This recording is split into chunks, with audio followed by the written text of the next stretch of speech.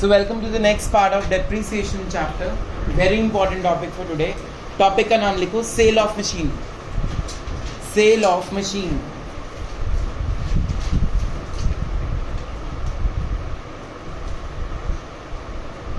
Write down the question. Company purchased a machine. Company purchased a machine for rupees 1 lakh. For rupees 1 lakh on 1st April 2016. 1st April 2016. Another machine for rupees 3 lakhs on 1st October 2018. 1st October 2018. 1st October 2018. Paragraph change. On 1st October 2019. 1st October 2019. The first machinery is sold. The first machinery is sold for 20,000. The first machinery is sold for 20,000. And on the same date, new machine is purchased. And on the same date, new machine is purchased for rupees 50,000. New machine is purchased for rupees 50,000. Prepare machinery account. Prepare machinery account up to 31st March 2021. 31st March 2021. 10% per annum. 10% per annum. Straight line method. सब बच्चे question शुरू कर दो copy पे. जहां पे cell होएगी वहां से मैं कराऊंगा. Start. Let's start the question. हमने पहली मशीनरी कब खरीदी है? 1st April 2016.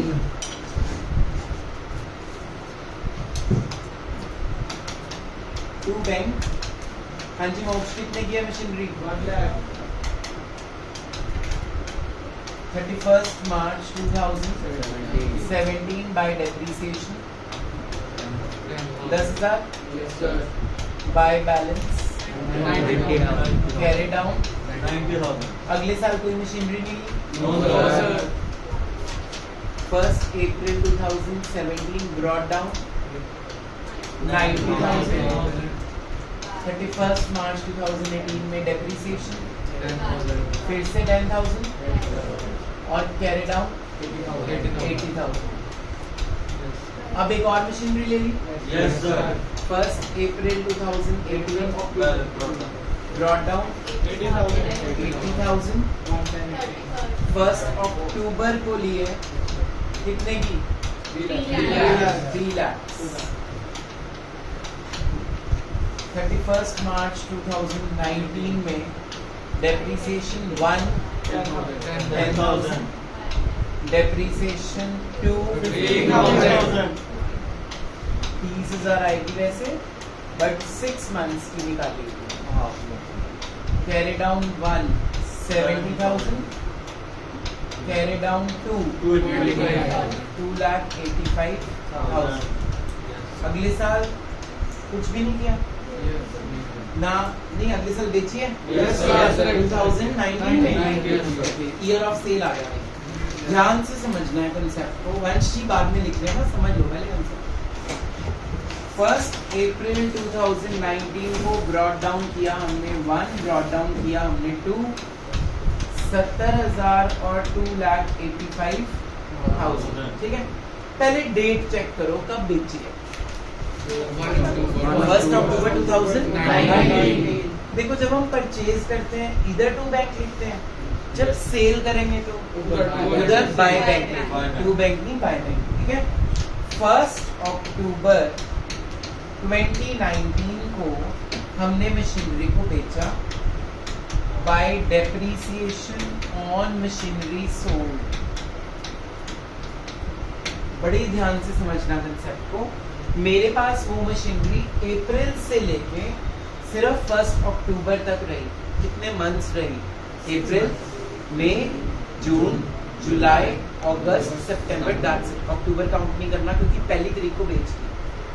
तो जो डेप्रिसिएशन हम आप निकालोगे वो इस डेट से इस डेट की निकालोगे, फ्रॉम 1 अप्रैल टू 1 अक्टूबर। याद रखना अक्टूबर के बाद वाले काउंट मत कर लेना, वो परचेज में करते हैं। सेल में कौन सी डेट लेते हैं? जितना टाइम मशीनरी आपके पास है,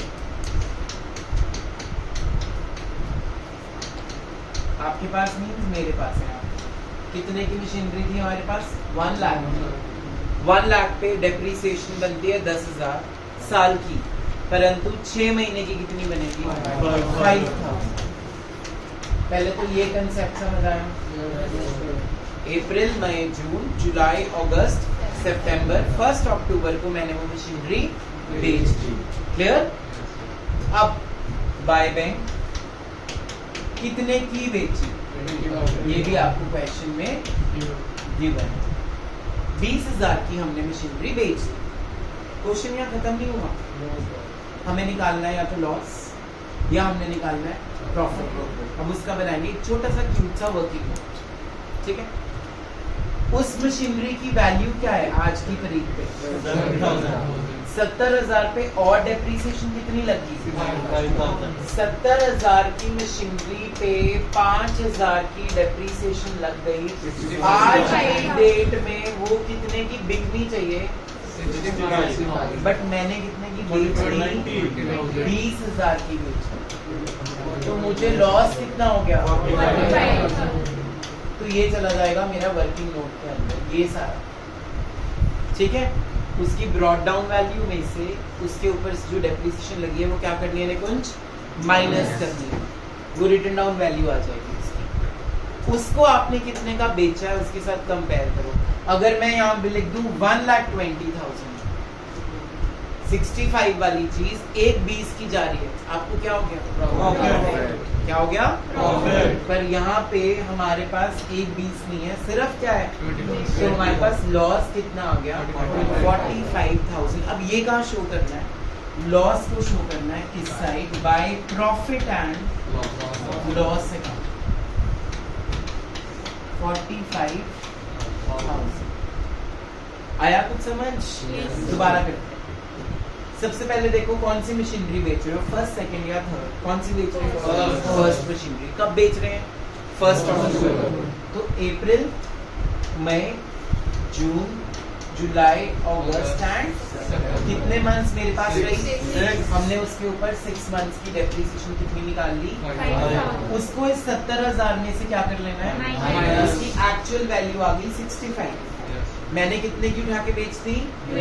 20,000। मुझे कितने का लॉस? 45,000 रुपीज, और उसको मैंने यहाँ शो कर क्रेडिट साइड पे। अब ये तीनों चीजें कैसे आई क्रेडिट पे? जब हमने जर्नल्स चैप्टर पढ़ा था, हमने जर्नल एंट्रीज की क्या सीखी थी? पहले वो जर्नल एंट्री देखते हैं एक बारी। जब हम मशीनरी बेचते हैं, बैंक अकाउंट डेबिटेड, लॉस हुआ है, profit and loss account debited to machinery account. पैसे आ गए और मशीनरी चली गई। Debit what? Credit what? अब जो मेरे पास पैसे आए हैं वो आए हैं 20,000। मुझे लॉस कितने का हुआ है? 45, और टोटल वैल्यू क्या थी उस डेट पे? अब देखो, हम मशीनरी का अकाउंट बना रहे हैं, ये दोनों चीजें क्या हो रही हैं? डेबिट हो रहे हैं, इसीलिए यहाँ पे क्या हो गई? क्रेडिट। तो this is nothing but journal to ledger. Clear? पहले इतना नोट डाउन कर लो, मुझे रेज करना पड़ेगा। ढंग से नोट डाउन करना, जर्नल एंट्री को भी लिखना, ऐसे शो भी करना हर चीज।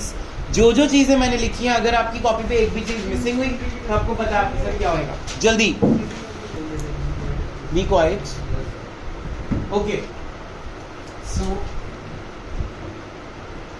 एक बार लास्ट ईयर दोबारा लिखेंगे। मैं एक बोलना, डेट पहले क्या है? 1 अप्रैल 2019 brought down 1, 70,000. Brought down 2,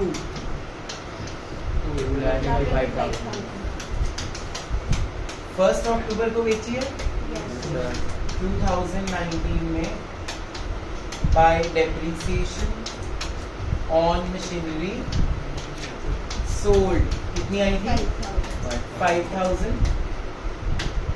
कैसे आई थी 10,000 इंटू 6/12 इस डेट से इस डेट तक काउंट अप्रैल मई जून जुलाई अगस्त एंड सितंबर. ओके बाय बैंक कितने की बेची है बच्चे हमने 20,000. ये क्वेश्चन में गिवन होगा आपको. हमने लॉस कैलकुलेट किया था by profit and loss account. कितना आया था 45,000. यहाँ तक क्लियर है सबको? किसी ने कुछ पूछना है? चले आगे फिर. ओके इसकी डेट भी 1 अक्टूबर है और इसकी डेट भी 1 अक्टूबर है, तो हमने ढंग से लिखनी है, ऐसे लिखनी है. अब क्वेश्चन की लाइन पे आओ, वापस क्वेश्चन पे आओ. वो कहता ऑन द सेम डेट. पढ़ो on the same date. What same date 1 October 2019. मतलब जिस डेट को मोक्ष हमने बेची थी मशीनरी उसी डेट पे न्यू मशीनरी ले ली हमने. कितने की 50,000. So simple. क्या लिखेंगे इसको बैंक. कितने की ली है 50,000. अब 31 मार्च 2020 आ गया. डेप्रीसिएशन 1 नहीं लिखेंगे क्योंकि वो मशीनरी तो गई. क्या लिखेंगे अब इसकी जगह पे डेप्रीसिएशन 2 एंड डेप्रीसिएशन 3. अब 2 कितने की ली थी चेक करो 3 लाख. 3 लाख पे 10%. अब न्यू कितने की ली है 50,000 पे 10% 5,000 होता है. बट अक्टूबर से मार्च 2,500 आ जाए.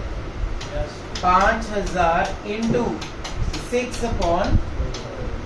अब कैरी डाउन 1 नहीं लिखेंगे, कैरी डाउन 2, कैरी डाउन 3 क्योंकि 1 वाली तो चली गई तो कैरी डाउन 1 हट गया.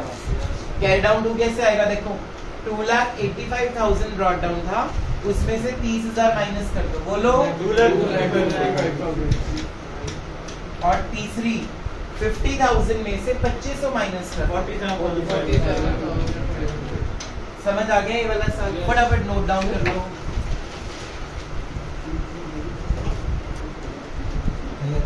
मैं की कैरी डाउन बता देना ठीक है. 1 अप्रैल 2020 ब्रॉट डाउन 2, ब्रॉट डाउन 3. बोलो मैं एक आंसर.